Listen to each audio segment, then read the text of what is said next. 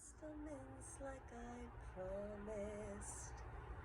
Well, it's day 2, sorry, day 3. Transcripts of witnessed 369.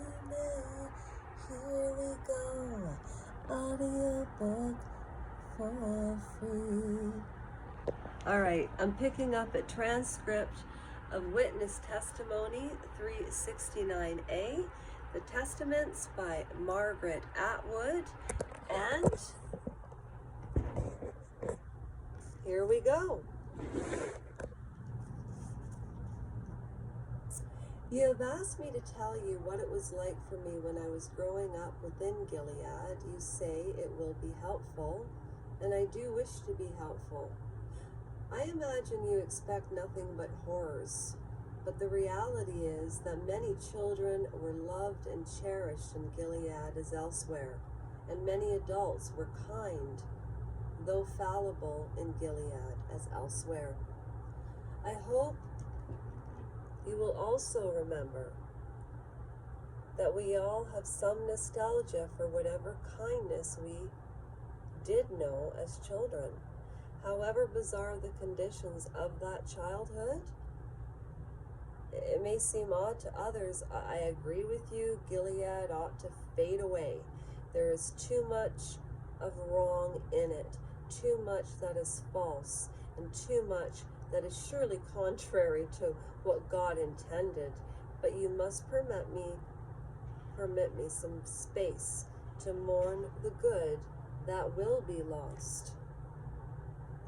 After our school, pink was for spring and summer, plum was for fall and winter, white was for special days, Sundays, and celebrations. Arms covered, hair covered, skirts down to the knee before you were 5, and no more than 2 inches above the ankle after that, because the urges of men were terrible things, and those urges needed to be curbed. The man's eyes were always roaming here and there like the eyes of tigers. Those searchlight eyes needed to be shielded from the alluring and indeed blinding power of us. Our shapely or skinny or fat legs, of our graceful or knobbly or sausage arms, our peachy or blotchy skins, of our entwining curls of sunny, shining hair, or our coarse, unruly pelts of our straw-like wispy braids. It did not matter. Whatever our shapes and features, we were snares and enticements to spite ourselves. We were the innocent and blameless. I read this already, but that's okay. Causes that through our very nature could make men drunk with lust, so that they'd stagger and lurch and topple over the verge. The verge of what, we wondered? What, it was like a cliff? And go plunging down in flames like snowballs made of burning sulfur, hurled by the angry hand of God? We were the custodians of an invaluable treasure that existed unseen inside us. We were precious flowers that had to be kept safely inside glass houses, or else we would be ambushed and our petals would be torn off and our treasures would be stolen, and we would be ripped apart and trampled by the ravenous men who might lurk around any corner out there in the wide, sharp-edged, sin-ridden world. Wow, okay. That's Lashes saying, wow, okay. That was the kind of thing that Runny Nose and Vidala would tell us at school while we were doing embroidery for handkerchiefs and footstools and framed pictures. Flowers in a vase, fruit in a bowl were our favorite patterns. But Aunt Estee, the teacher we liked the best, would say Aunt Vidala was overdoing it, and there was no point in frightening us with our wits, since to instill such an aversion might have a negative influence on the happiness of our future married lives. I mean, how old are these girls? All men are not like that girl, she would say soothingly. The better kind have superior characters. Some of them have decent self-restraint, and once you are married, it will all seem quite different to you, and not fearsome at all. Not that she would know anything about it. She's an aunt. They weren't married. They weren't allowed to be. That's why they could have writing and books. We and your fathers and mothers will choose your husbands wisely for you when the time comes, Aunt Este would say, so you don't need to be afraid. Just learn your lessons and trust your elders to do what is best. Everything will unfold as it should. I will pray for it. Okay, you know what? I read this, and the more I read it, it's not an easy read. It's a complicated story. It's sort of difficult to decipher Hannah and Tabitha and Nicole. So I just wanted to reread a little bit of that.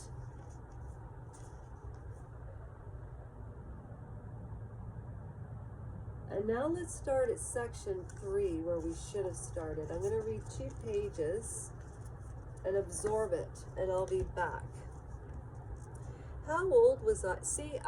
How old was everybody? That's what I wanted to know. Which one's Tabitha? Which one's Nicole?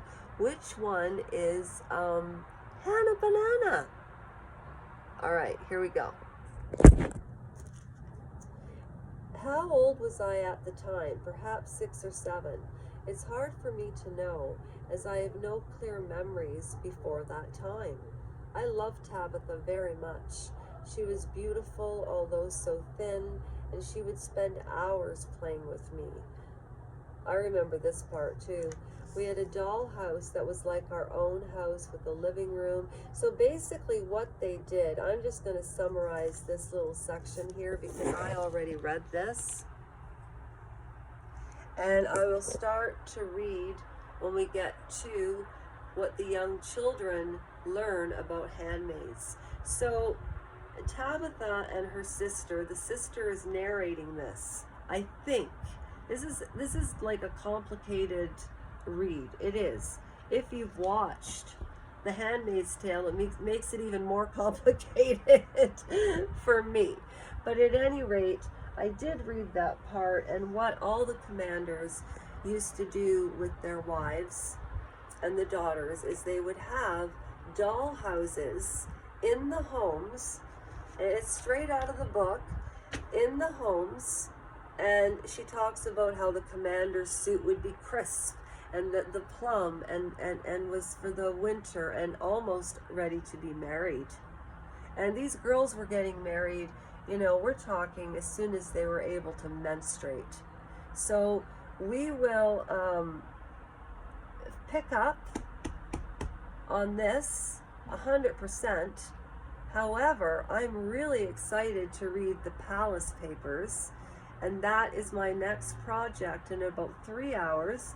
But I want to decipher some really good parts from here and really straighten out who the characters are in the book compared to the series and, of course, the original Handmaid's Tale. So this is sort of an answer to how Gilead got started.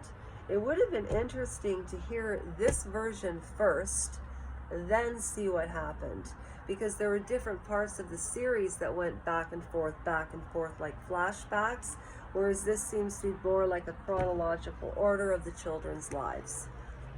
That's the way I'm summarizing it, unless I'm reading it completely wrong. 9 minutes is about the attention span of most people. I could keep going, but I will leave it at that right now, and I will read the Palace Papers. Speaking of a palace, oh, the pool's going to be open, and I'm going to be doing water aerobic exercises, and I hope you join me.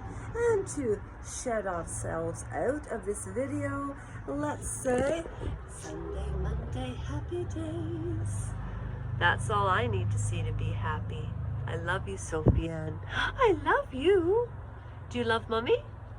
I love you too. I love you too. Okay, bye everybody.